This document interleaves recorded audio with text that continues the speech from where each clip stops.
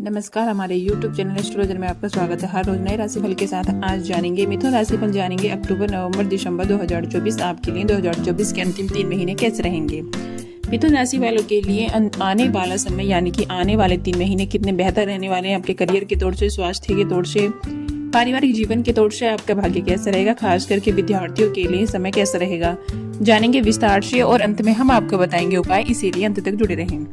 यदि आपके प्रेम जीवन की बात करें तो आपके लिए 3 महीनों की शुरुआत अच्छी रहेगी, क्योंकि देवगुरु बृहस्पति की दृष्टि पंचम भाव पर होने से आपका प्रेम निश्चय बनेगा और आप अपने प्रेम संबंधों में सच्चे और ईमानदार बनेंगे और अपने रिश्ते को निभाने के लिए हर तरह से प्रयास करते नजर आएंगे। यदि आपके करियर की बात करें तो करियर के लिए समय भी अच्छा रहेगा, क्योंकि इस दौरान गिरोह की चाल इशारा करती है कि आपको अपने कार्य क्षेत्र में किसी भी तरह के शॉर्टकट लेने से बचना होगा। भले ही आप कितनी ही समझदारी दिखाएं, आप हर काम को चुटकी बजाते ही हल करने में सक्षम होंगे, फिर भी आपको शॉर्टकट अपनाने से बचना चाहिए, क्योंकि यह अल्प समय के लिए तो लाभदायक है, लेकिन लंबे समय में आपको मेहनत से ही काम लेना होगा, तभी आपको सफलता मिल सकती है और आपको अपनी नौकरी में अच्छी सफलता भी मिलेगी। यदि विद्यार्थियों की बात करें तो विद्यार्थियों के लिए समय अनुकूल रहेगा, क्योंकि चौथे भाव में केतु के विराजमान होने से शिक्षा में कुछ रुकावटें भी आ सकती हैं, लेकिन बृहस्पति महाराज की कृपा से आप अपनी शिक्षा को लेकर खुशकिस्मत रहेंगे और आप निरंतर प्रयास करेंगे और अपनी शिक्षा को एक नए आयाम तक पहुंचाकर और बराबर मेहनत करना जारी रखेंगे।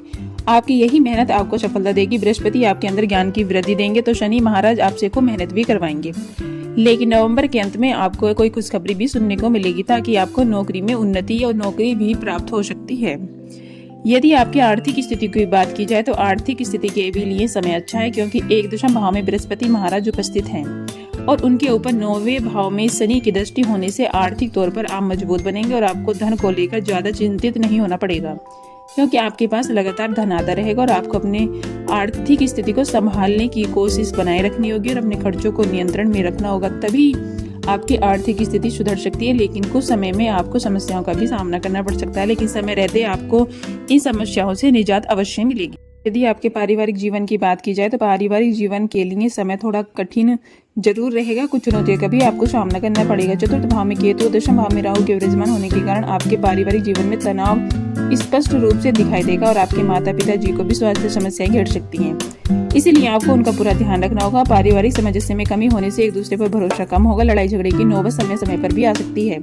मिथुन राशि वालों के लिए संतान की तौर से देखे जाए तो उनकी संतान की प्राप्ति की इच्छा इस 3 महीनों में पूरी होगी, क्योंकि अक्टूबर से नवंबर के मध्य आपको ये खुशखबरी सुनने को मिल सकती है और आपकी संतान न केवल विद्यमान होगी बल्कि आज्ञाकारी भी होगी। जो लोग पहले से ही संतान वाले हैं उनके लिए समय अनुकूल रहेगा। आप अपनी संतान की प्रगति देखकर आप फूले नहीं समाएंगे, लेकिन जब कुंभ राशि में मंगल का प्रवेश 15 अक्टूबर को होगा और 15 अक्टूबर से 23 अप्रैल तक आपकी संतान को अपनी शिक्षा में और स्वास्थ्य में कुछ उतार चढ़ाव का सामना भी करना पड़ सकता है, इसीलिए उनका समय पर ध्यान रखें और उनकी समस्या का भी निराकरण करें। आपके स्वास्थ्य की बात करें तो स्वास्थ्य कमजोर रहेगा, क्योंकि बुध और शुक्र जैसे ग्रह आपके 6ठे भाव में, सूर्य मंगल के 7वें भाव में होने से स्वास्थ्य संबंधी समस्याओं में बढ़ोतरी हो सकती है।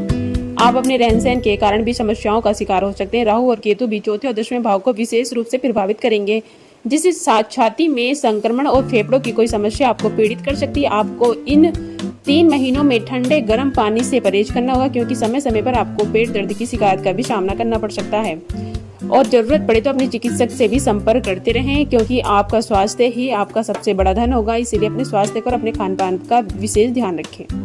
आइए जानते हैं उपाय। आपको प्रतिदिन श्री विष्णु सहस्त्र नाम श्लोक का पाठ करना चाहिए। आर्थिक चुनौतियों को दूर करने के लिए मंगलवार के दिन अनार का पौधा अवश्य लगाएं। किसी भी तरह के संकट को दूर करने के लिए श्री गजेंद्र मोक्ष स्रोत का पाठ आप अवश्य करें।